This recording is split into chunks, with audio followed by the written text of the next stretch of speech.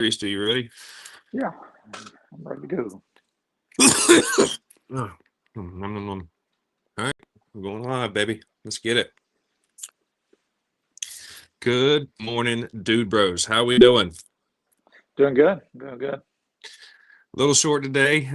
People had family stuff and all that, but we got Brian and Rista today on Sports Ball Talk. Good to see everybody. Did you have a good Thanksgiving there, Rista? Oh, yes, I did. I ate way too much. Same. It was hard waking up this morning with all that turkey in my belly. Uh, well, this is our pregame live show. We like to get into a couple of specific games here, the ones that are going to carry the most weight. The first one on the agenda here is some games that already happened. There was a bunch on Friday, and the first one I want to talk about is the Egg Bowl. What a good game, at least in the first half. Yeah. They Bulldogs ended up taking a beating in the second half.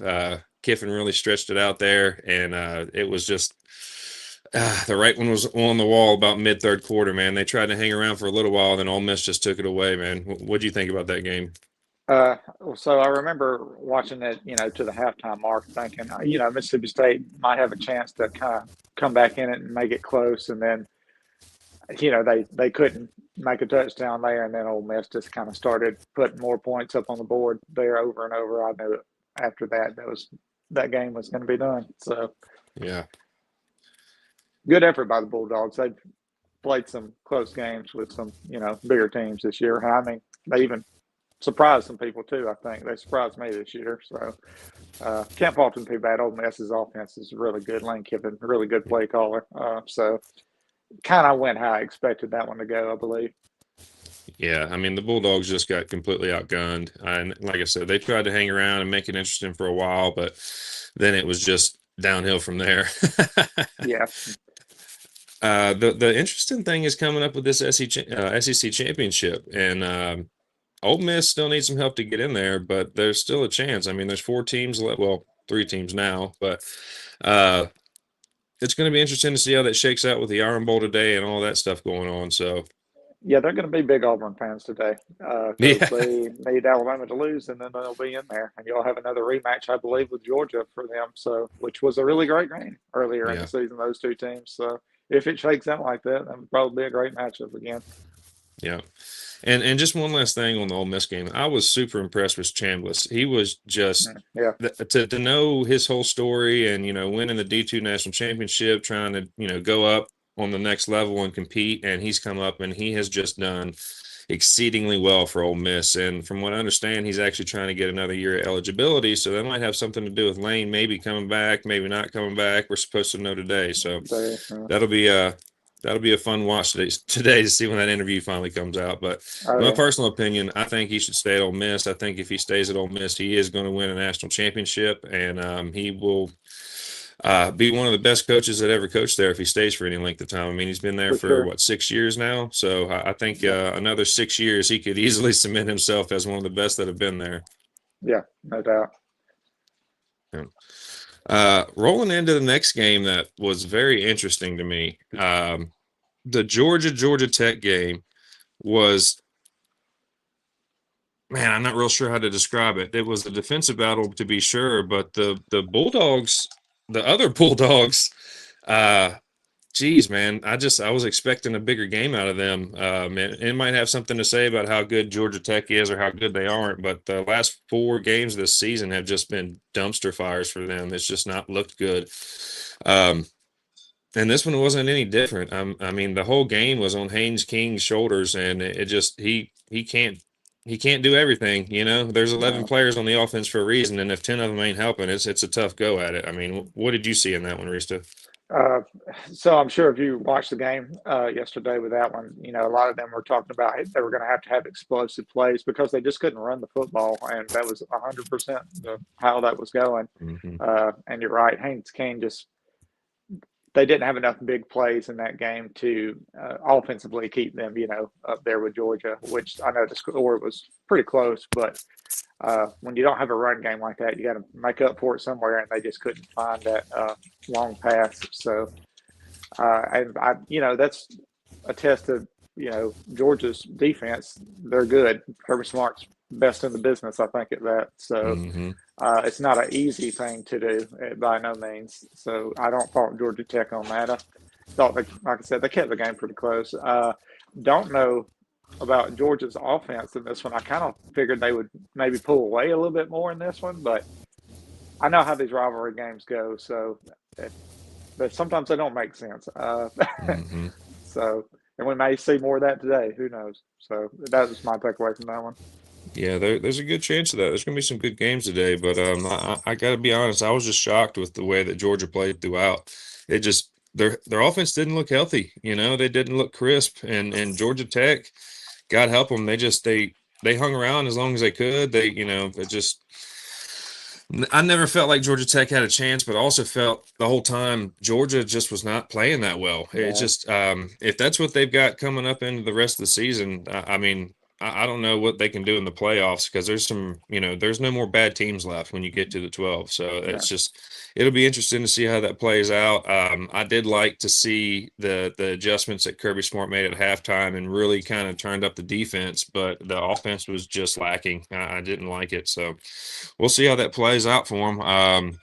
They need some help to get the championship game, obviously, but I don't think they're going to get it. And they got a little bit because the next game here, they kind of shit the bed. Uh, Texas A&M at Texas. Oh man, That fun was game a to watch. good game. Yeah, I really thought I wasn't going to be able to get through it for the first quarter because it was just it was a bunch of more ugliness. I just didn't think it was going to be anything. I thought it was going to be a low scoring, just crappy offense, heavy defense game that just didn't look pretty. And I love to watch a defensive game if everything else looks good, but yeah, they really turned it on in the second quarter, and then in the second half it was a shootout, man. I really Now, to be fair, Texas A&M's quarterback was limping the entire game, so he obviously wasn't as mobile as he usually is and able to get out of the pocket and make his scrambles and all that stuff. Even when he did, you could see him hobbling. So I think that obviously affected things. And then on the flip side of that, Arch Manning in the second half, he turned it on, man. That touchdown run where he looked like he was running a 4.140, that was that was Yeah, pretty good. quick. Yeah, so I really enjoyed watching this game. I thought it was a really good game. Texas has obviously stuck their hat in the bin to be in this playoff. They do not want to go away. I think they're still going to need some help here, but Texas looked good. Their defense looked good. Their corners were all over the wide receivers. They were draped on them like white on rice. There was no separation for anybody, and if you've got a secondary like that, you can shut down some teams in the back end. So no explosive plays, and the ones they got through were just broken coverages and stuff like that. So good game. Texas obviously won. It was an outstanding victory for them. They're trying to make the best case they possibly can get into the CFP. What'd you see in that one, Rista? I know at the start of the game, Reed looked a little off on his passes, which was a little bit uncharacteristic for him. Still highly mobile guy. And Arch was running for his life in the first half. Well, Mm-hmm. a lot of the game, not just the first half, but and I kind of felt bad for him. But man, he busted out some huge runs in this game. Remember watching when he scored that, I think 20 or 30-yard run he had. Mm-hmm. I was like, man, I can't believe he's that fast. He looked really quick out there. Uh, I don't know sometimes about him this year. He's very talented. I don't want to say that. He just kind of looks like he's still got kind of that deer in the headlights look at times, which when you get hit all the time like that, I can understand it. But even on the touchdown that he threw in one of those, he almost missed it because he just almost sailed it through the end zone. So Mm-hmm. he needs to settle down a little bit more in these games, and I think he'll be fine. Now, it's hard to do that, like I said, when offensive line doesn't block for you all the time like that. But their running game looked kind of good there in the second half too. Yeah. I'm forgetting whiffing on the guy's name right now, but had a lot of big runs that kept them in the game, even at the end when they just needed a first down. I mean, they probably could have went down there and scored again, really, if they wanted to. Mm-hmm. They were just having that much success. And then Reed at the end just kind of, I hate to say it, just kind of blew it with two interceptions there at Pick the end. machine. Yeah. I don't know if he just thought he had to do too much there with the time kind of just flying by. It seemed like that 3 minutes was off the clock there at the end, like nothing. So I don't know if they just kind of panicked with the time that they had left because they still could have come back and made that. It was only 10 down at that time. I think with about 6 or 7 minutes left. Mm-hmm. So I mean, Texas A&M is still a really good team. Just going to have to make better decisions with your quarterback play. It's hard to win when you turn the ball over with anybody. Mm-hmm. And Texas is their defense been looking good all year. I think Mm-hmm. there's been a few games where they've kind of I was a little bit surprised, but for the most part, I think their defensive side of the ball is solid. And I think Arch Manning can do it if you just give him a little bit more time where he doesn't have to run around so much in the pocket. But hey, if he can run like that, I'd definitely be dialing up some quarterback runs from time to time and letting him gash them because he definitely Oh, yeah. did in this one.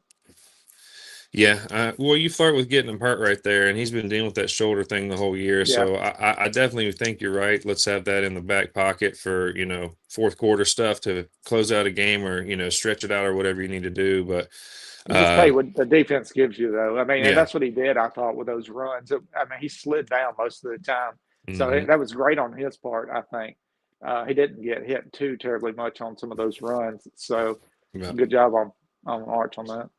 Yeah, I agree with that. I'd hate to see that turn into like a Haynes King thing where he's running every other play and end up hurt because I mean Haynes King has obviously had injuries throughout his career because of the way he plays. So you look at these guys that are taking those beatings, they don't tend to last that long, even though they do get the chunk yards and all that stuff and are impact players. They're not much good to you on the sideline. So that's a hard thing to curtail, I think. But yeah, very, very impressed. Was not I kind of written off Texas. I didn't think that they were trying to do anything other than get a good bowl game, but this showing, and to be at home and have that showing was probably they needed that. I think if they were at Kyle Field, this would have turned out a little bit different. But the Texas fans were in that game the whole entire night, and like I said, it was a very good game. It was fun to watch, and Texas is they're trying to piss in people's cornflakes here. It's going to be hard to say that they're not deserving when they've got 4 or 5 top 10 matchups where they won. So they've definitely strengthened that schedule as far as the committee might be concerned. I think they're going to pass that eye test. Yeah, and I know Stark was kind of hinting at it at the end of the game when they were interviewing and talking about strength of schedule and why you schedule these teams. Like Ohio State in the beginning of the year, they're still number one right now, and Hmm. they played them pretty close. I know they got 3 losses, and I was the same way. I'd written Texas off too. I thought this game might be close, but I didn't have a lot of faith in them to win it. But win it like they did, and at the end of the year, I, they do have a case. I don't know what they're going to do with everything. Of course, you got plenty of games to play out today, and we'll see. Might be some more upsets, but there at the end with 10, 11, 12, I don't know how they're going to do with some of these the way they have it set up now. So we'll see. Yeah, it'll be interesting to see how everything shakes out today, and I think by midnight tonight we'll have a real good idea of what the CFP is looking like. uh, let's go ahead and roll into the next one. I don't really think we need to talk about this one too much, but Ohio State is the best team in the land right now, as far as the rankings are concerned and the numbers and all the important stuff. A lot of people are trying to take credit away from them, doing strength of schedule, blah blah blah blah blah. But Sayan's a stud. That dude has been all over it all year, and I've watched. The games I've watched, he has been crisp. He looks like an NFL quarterback. He makes good decisions. He does not make the crappy reads, and if he needs to, he'll take it and run. It's not often because a lot of the times he is making the right decision or the check down, but to see his decision making skills really makes me think that this guy is going to be playing on Sundays as long as he can stay healthy. So um, this is the game. That there's a reason that it's got the game moniker because this is the biggest rivalry in college football, and you got the game, the Iron Bowl as far as I'm concerned, and then like Army Navy. This is Ohio State, Michigan, that's the big one. And I hate to say it, Michigan has a good record the past few years against Ohio State, and I'm not a Michigan fan. I'm less of a Michigan fan than I am a Ohio State fan, and Michigan could come in here and piss off Ohio State. I don't think they're going to do it. I definitely didn't take that pick in our live pick show, but I think that I think they're going to keep it close. They just have a way of pissing people off, and if they could somehow find out a way to win this game, then you're really looking at some shakeups. Because who goes where? What do the rankings do? The bubble teams will obviously be non-existent at that point. But what are you thinking on this one, Rista?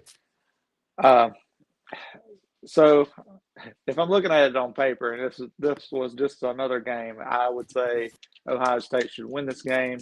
I would say at least by 10 points. That's what I would have picked. Now, I would also probably said that last year, and then Michigan wound up winning the game. So I would still take Ohio State in this game.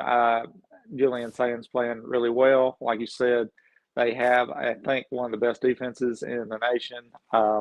They also can run the ball. So Julian Sands, as awesome as he is, and I'm not taking anything away from it, this is actually a great thing for Ohio State.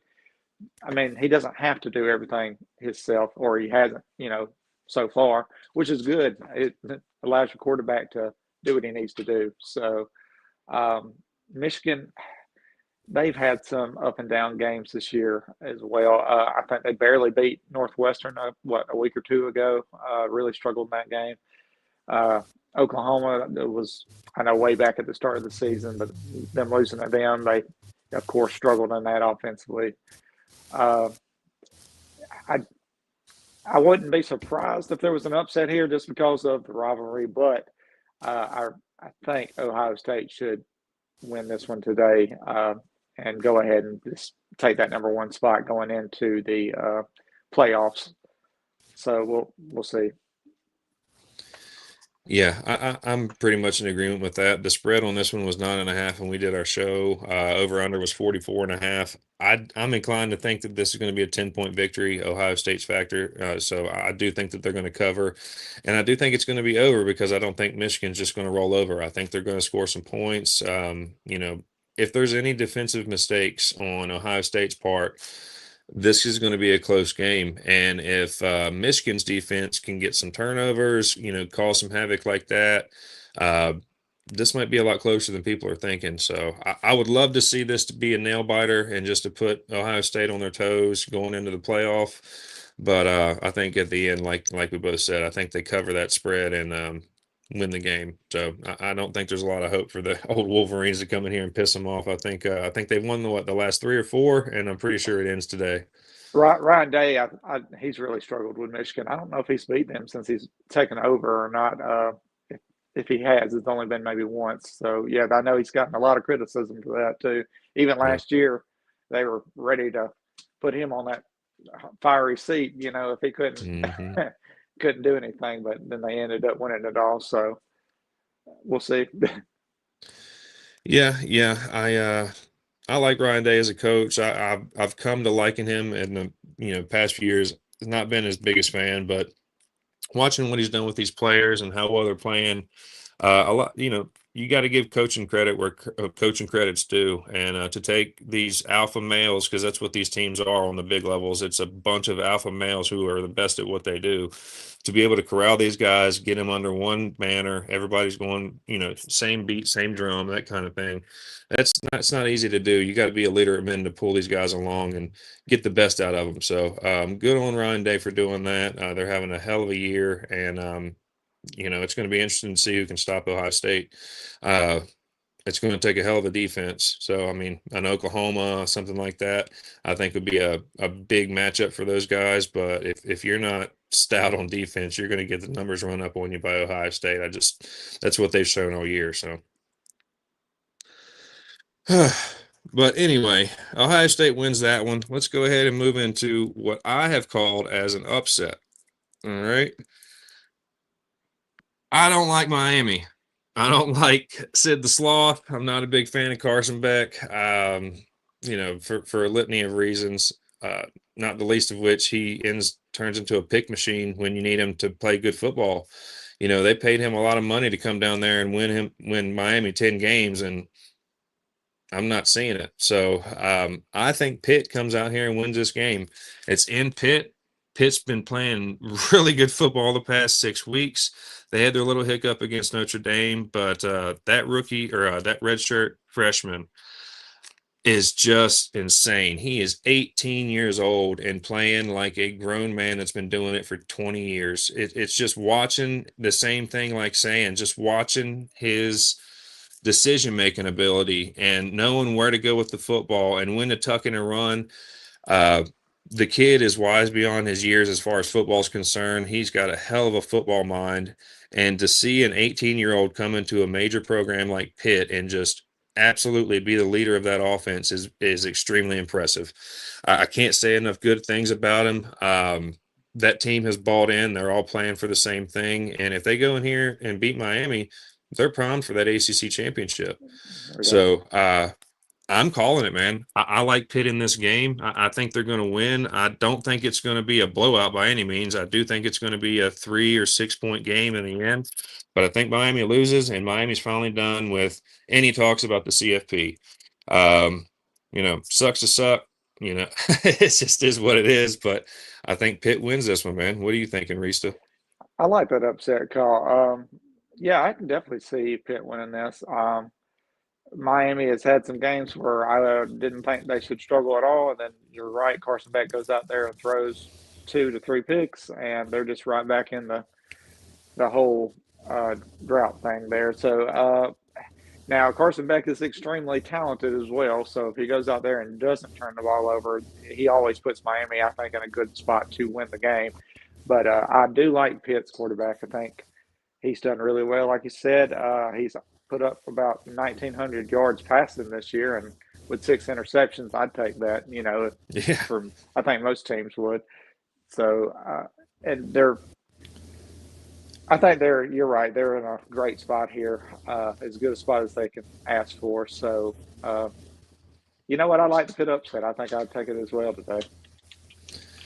Yeah, I like it, man. I'd love to see them piss off Miami. I've not been on Miami's truck the whole year. I've been obviously talking trash where I can.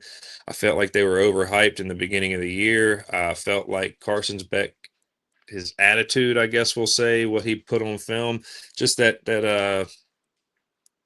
fart sniffer kind of thing. I'm not big on that. If you're good, be humble, go out there and prove it on the field.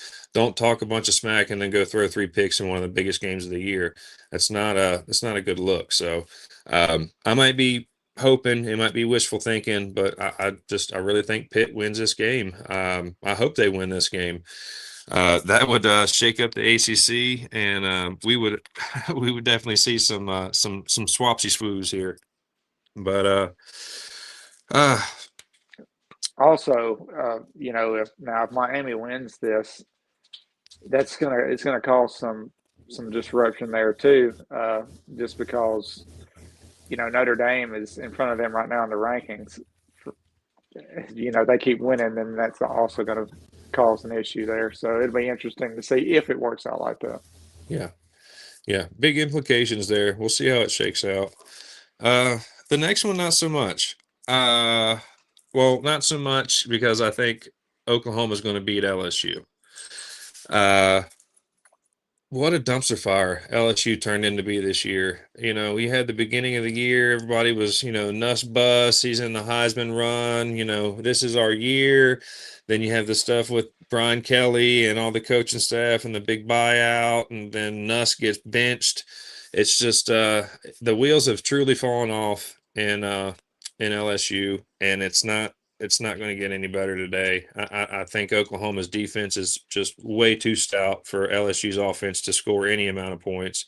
I would not be shocked if it was a field goal game from LSU all day. I don't see them being able to score a lot of points against Oklahoma. They have been, honestly, top 5 defense all year. They've had some chinks in their armor in certain games, but Oklahoma's defense has pulled them through a lot of games. I mean, look at the Bama game, how well they just defended against the run, could not do anything in that regard. And they've done that to a bunch of teams. So I think it's going to be a real long day for LSU. The spread on that one was 10.5 points, and the over-under was 36.5. So they were obviously expecting LSU's defense to show up too. We'll They've been good see. this year. Yeah, they've Yeah, been good this year. but if Mateer decides he wants to have a good game, I mean, he could dice him up. So him being that mobile quarterback, I think, is going to be a little bit of an issue for LSU, just because they are very big and stout, but they're not as fast sideline to sideline. So if Mateer starts, working those sweeps around or a couple QB draws and bring those safeties back down, you could see some big chunk plays, and that's where Oklahoma lives, is in those chunk plays. That's how they've gotten most of their touchdowns this year. It's not been those long, methodical, crazy drives. It's here's a big run, here's a big play, and now Mateer's going to sneak it in.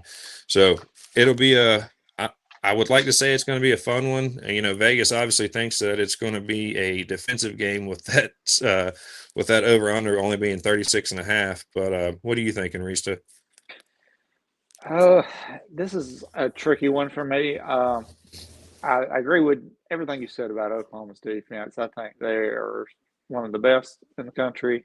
I think they've proven that. Mm-hmm. What I am kind of iffy about is their offense.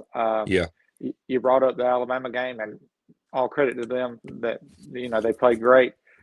But when they got their turnovers, they just couldn't finish their drives. They would have to get field goals. I watched them play against Missouri, and Missouri's, I mean, they're shutting down the run, kind of, and Mateer just misses some of these passes, and I just don't understand why, especially since, you're looking at him to be a Heisman hopeful in the beginning of the year. So their offense, we'll see. They've had some games where they, scored a lot of points, but I don't know. I like LSU's defense, so maybe they can hold them to, something reasonable. I just don't know what LSU is going to do offensively, though. When you start cycling your quarterbacks out like that, you got an interim head coach too. So, maybe they come up with a really great game plan today. I don't know. I would think that'd be a tall ask for that Brent Venables defense, and he's on up there. But Herbie Smart, I think, just the way he calls the defense and the way he disguises things, and even pre-snap, the way they do things, it's really impressive. But I think this is going to be a close game. I don't even know if I would take that. What would you say, 10.5 is the spread? Yep. Yeah, I don't know if I would even take that in this game. I know that sounds maybe a little crazy the way LSU has played in some of this, but I don't know. That's just the way I feel. I think it could be a tight one today, but I'd say Oklahoma wins. Yeah, I agree. And to be fair, I've never been a Mateer guy. I was never on that train. I never thought he deserved that Heisman talk. I felt like they were just throwing his name in because, he was XYZ. But throughout the year, I never saw the hype come to fruition. Then he hurt the hand, and then, took a couple weeks off, came back too early. And not to dump on him or anything, because he's obviously showed flashes of where he can perform.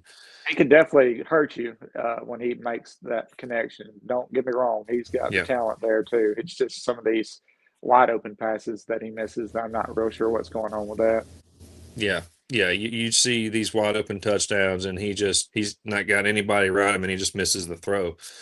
So I think that hit or miss stuff might have something to do with that over under. But if LSU's defense shows up, it's going to be a long day for Oklahoma too. But I don't see any scenario where LSU walks out of here the victor, because if they do, that's going to shake up even more stuff. Oklahoma's sitting at number 8 right now, so there's some stuff to do there. But I don't see it. Oklahoma's pretty good. If you're a 3-loss team right now on that bubble, you're rooting hard for the LSU Tigers today. Yeah, you're rooting hard for Pitt today too.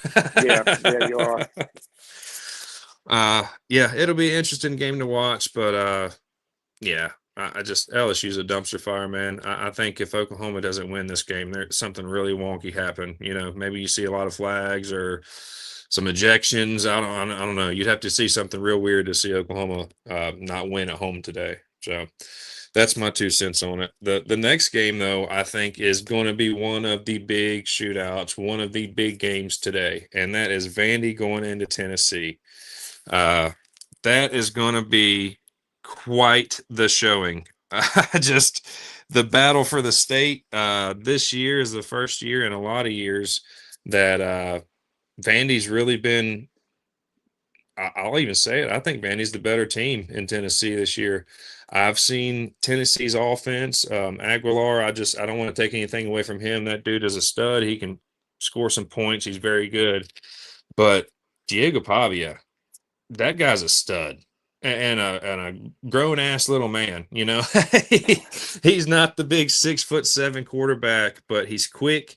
He's got really good football knowledge. His decision making skills are extremely well. He's very, very regularly gets to his second, third, fourth read. And if it's not there, he knows how to tuck it, run, and get a first down. And that is something that Tennessee has struggled with, is mobile quarterbacks this year. Their defense is very good. Their front seven is stout, but their speed isn't quite there. And Vandy's got speed. And look at Vandy's tight end. Swap from the QB position, pretty much do whatever he needs to. That guy is going to play on Sundays. He can block. He can do all of it. And he's like having a second quarterback on the field as far as calling stuff out, getting your guys to do what they need to be doing. I'm calling this one to Vandy as well. They've got the spread they got the spread 2.5 points Tennessee's favor and a 65.5 over under. They are expecting fireworks in this one, and I think they're right. But I do think Vandy comes out and wins. I think Vandy does cover that because it's going to be 3, 6, 7 point game, I think, because Tennessee's not just going to roll over and let them have it. But I think this is going to be one of your big shootouts. I think this is one of the games you absolutely need to watch this weekend. And there's going to be some really good quarterback play, I think. I don't think we're going to see a lot of defense, but I think we're going to see a massive amount of offense. What are you thinking, Risa? So watching Vanderbilt this year, and I've gotten a chance to watch him a good bit more so than I normally do. Not that I hate them or nothing, but they're having a great year. They call great offense for Pavia as well. I think the play calling is great there. Their defense has been really good. They've had a few games where they've given up more than I would have thought they did or would have.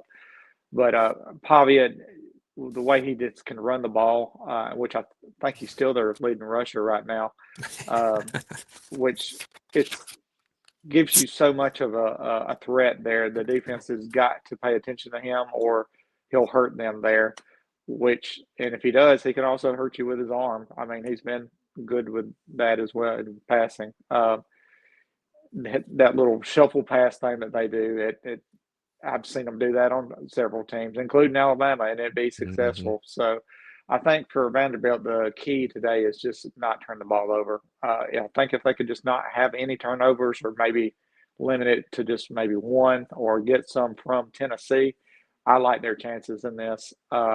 Not to say that I think Tennessee's going to roll over in this. I could see this being a very competitive game. But I do like Vanderbilt in this one. I like what they've done this season. I don't particularly care for how Pavia acts outside of off the field, all the time, which he's got confidence. I mean, I'll give him that. And he needs it for the team and him. And he plays with it. And he's done a great job. I think he'll probably be in the Heisman talks at the end of this year. I would assume that he'll be in that pool. So they've done a great job, and I like them to win this game today. Yeah, I actually saw a poll last night. It had Mendoza from Indiana, the running back from Notre Dame, Diego Pavia, and surprisingly enough, they left Ty Simpson off of the list. And honestly, I felt like that was kind of deserved. I kept looking for the Theismann game, the big money game, big yards, big touchdowns. Just looks like an absolute thug. But we never really got that from Ty Simpson. Diego Pavia he's gone out there and put on show after show after show, 4 or 5 touchdowns, 400 or 500 yards, rushing touchdowns. And same thing with Mendoza. He has done phenomenal job in Indiana. Watching that catch, a couple weeks ago, right at the buzzer, putting it Heisman only. moment. Yeah, that was the Heisman moment I was looking for Ty Simpson to have all year, and Mendoza stole the show because that was really when you needed to have that separation to only have a couple guys left in the talks about Heisman, and he absolutely cemented his Yeah. position there. That guy is very good, and I feel sorry for anybody that has to play Indiana. Just look at Purdue yesterday; they got the Yeah. snot beat out of them. Yes, they did. Yes, they did. So, yeah, I'm with you on that, man. I like Aguilar, but I think if this is going to be a shootout between Aguilar and Pavia, I think Pavia is going to win the shootout, especially if their defense doesn't give up anything wonky, and as long as their offense doesn't give any turnovers, you don't see a bunch of picks or lost fumbles or anything like that. Because you start doing that stuff, there's no telling how the game's going to shake out. But yeah, I absolutely think Vandy's going to take this one in a close shootout. So we'll see how it all pans out. There's a couple more games on the docket here. You got Tech at UVA, and we'll see how that pans out. I'm not, I think UVA wins the game, but that's not a lot to do. The game I really want to talk about, the most important game to me, the big one, the big one. We got the Iron Bowl coming up. We got it today at 6:30, and it's in Jordan Air, which is that is a tough place to play. I've been outspokenly saying that Auburn typically only beats Alabama in the Iron Bowl when they have nothing left to play for. And guess what? That's this year. So I'm hoping we can shake off that juju, get it off of me, throw some salt over my shoulder, whatever we need to do here. But God, Auburn's defense is good. That's about the only thing they've got going for them. Their defense has kept them in every game that's been close. They haven't won a lot of them, obviously, but they've not been run out of the building. So the fact that their defense is so good gives me a little bit of pause, but I feel like Alabama is going to come out here and have a statement Iron Bowl, and it's been a while since I feel like we've done that. You talk for a minute, Reese. I got so many different points I want to make. What are you thinking about this one? You're 100% correct. Auburn's defense has looked really good this year. I think you have to give them all the credit in the world. They've kept them in those close games. I know they had some games earlier in the season where I kind of think they had some questionable calls, not go their way, and that's really hard to deal with sometimes. So their defense kept them in there the whole way through. So offense has been kind of crazy this year. It always is if you have to bench your starting quarterback. It's always kind of what are you going to do next type thing, I guess. But I can see this being a close game. I've seen crazy things happen in this game. I'm sure you have every year too. So uh, Alabama's also been kind of lucky in these. If Jalen Milroe throwing up that prayer and then somebody's catching it in the end zone. Gravedigger. Yeah. And I believe that one was at Auburn that year. So, Alabama's had their fair share of luck in these things too. I think just how they've been playing this year, I think Alabama should be able to win this game today. I think it'll be close. That's what I'm hoping is going to happen, that they can pull through here. Ty Simpson's going to have to be able to have a good game today. Unfortunately, that's just the way Alabama's set up this year. They can't run the ball very well at all. I think they average maybe 2 to 3 yards per carry, which is not good. That's being generous of me. It may not even be that high. If they could find a little bit of a running game in this, it would definitely help Ty Simpson here. I think that's would help him a lot this year just in general, and he wouldn't have to put the game all on his shoulders at times. I know Jeremy Bernard did not play last week, so he has been kind of banged up. I hope he starts in this one today. I think they'll need him because Auburn's going to put it on you on the defense here. This key for Alabama is not to turn the ball over like they have been in the past. Even last week against Eastern Illinois, which is not a good team, not trying to hate on them. They're just not good in their own conference there. I think Ty Simpson wound up throwing 2 interceptions in that. So he's going to have to get focused in on that. They're going to have to block for him. Well, I can't give all those fumbles that he's had in the pocket to him. When you don't know the guys behind you, what can you do? So Yeah. he just needs to be concentrate on being good on his throws today. And I think if he can do that, Alabama should win this game. Yeah, that's my big question mark. As an Alabama fan, watching a lot of the games this year, it seems like Alabama puts a different team on the field every single week. It's been so inconsistent. There's been no formula that's been the same. It seems like every week they got a new game plan. We're going to do this, we're going to do that, and it's always just a little bit different. And maybe that's got something to do with Ty not being able to settle down and get into a groove like he was in the earlier part of the year. I'm not real sure, but Alabama's been spoiled by running games for, 2 decades now. You think of the long list of just absolute stud running backs, your Josh Jacobs, your Jahmyr Gibbs, your Eddie Lacy's, you got your King Henry up there that's killing it in the NFL. Ingram, Generational. yeah, it's Generational just running we've back. been so used to seeing the best running backs and having that running game to build on. Because Nick Saban's offenses started with a running game, that and it ended with the defense. The throwing and all that stuff that just came as it was.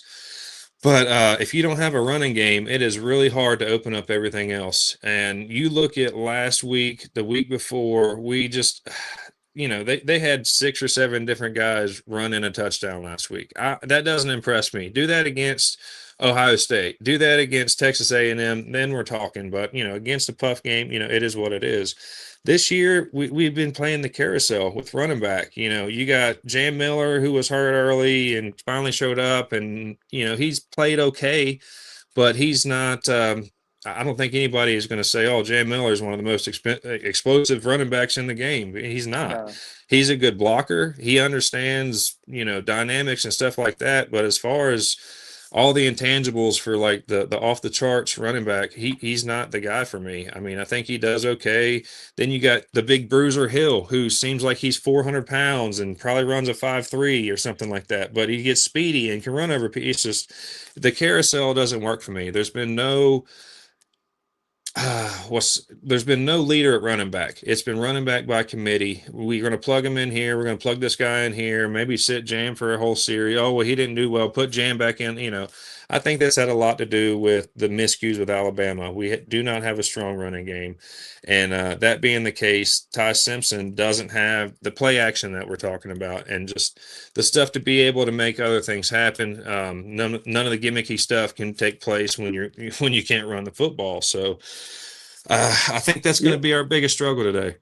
I think you have to give him credit though there too, bringing all that up. I know he's missed on some things, but man, he goes out there and he can make some NFL type passes, and he's had to do more. It's not, we're Yeah. not taking away from any of these great quarterbacks we've been talking, Sayin and Mendoza and Pavia, but when you don't have a little bit of support with the run game, then it puts more on your shoulders. So Yeah. you got to give him credit for that, especially the way they started off against Florida State, where the chips were down to start with. So I think he's done a great job. I don't want to Yeah. hate on him, and I think he's a great quarterback.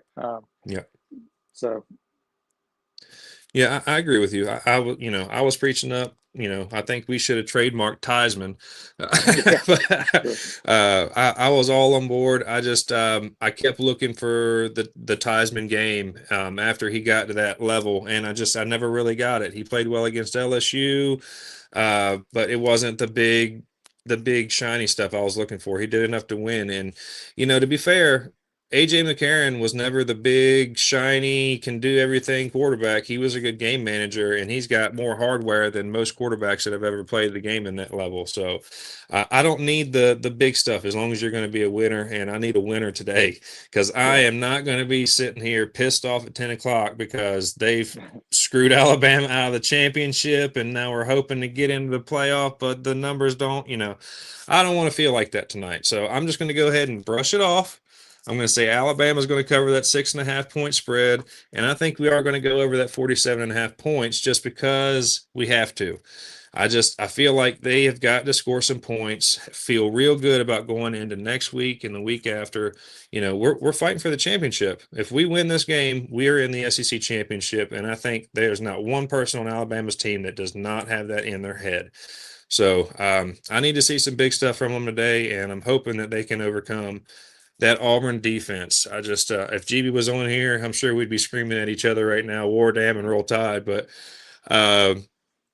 yeah, I need a big game out of Bama. You got any closing thoughts on this one?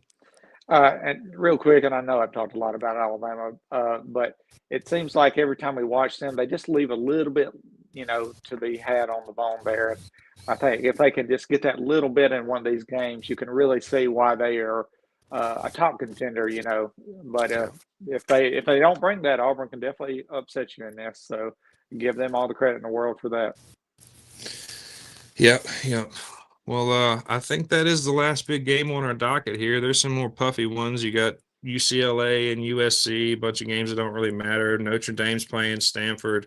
That's going to be a struggle. shellacking. Struggle on that, yeah. No. So I don't think there's a whole lot to talk about there. One way or another, Notre Dame is going to find its way into the playoffs. That's been written on the wall all year, from their 0-2 start and somehow still ranked in the top 20 to where they're at right now, somehow above Alabama, even though they haven't beat anybody we're talking about.